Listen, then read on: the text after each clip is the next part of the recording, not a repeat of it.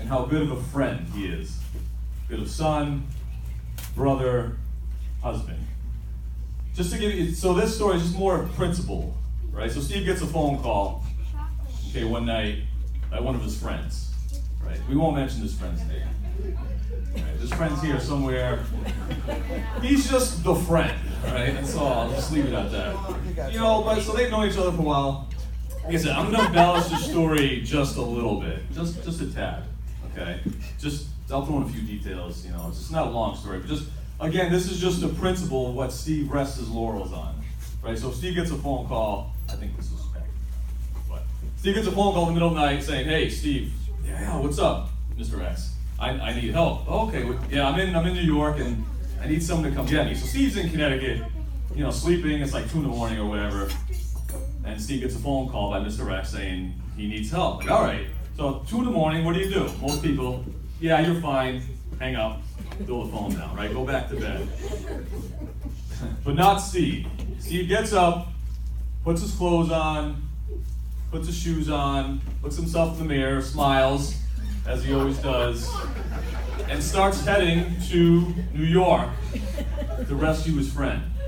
Well, within the next few minutes, the friend calls Steve and says, "Hey, Steve."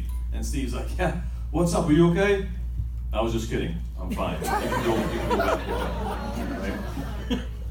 So that's the story. So, in principle, I like to say that, Steve, I want you to continue to be the man that you are, and I never want you to change. You know what? We all know this friend. This is a good friend. But one thing I like to say, one of my favorite quotes, favorite lines from anything is, you know people, right? You know a friend, father, son, mother, whatever, right?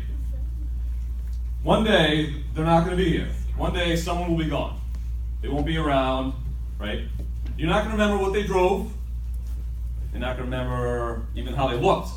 You're not going to even remember what they said. But what you will remember, as Carrie can attest to, you will remember how they made you feel.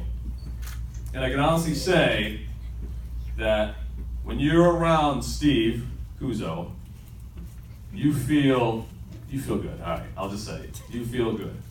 And that's one thing I think that Steve, unlike any other, such a good, kind-hearted soul, warm heart, that he takes everywhere with him.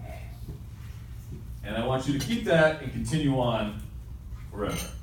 And I am so excited to welcome Carrie and the girls, you, and you, where's Bo? I'm here. There you are. Welcome, oh, thank you.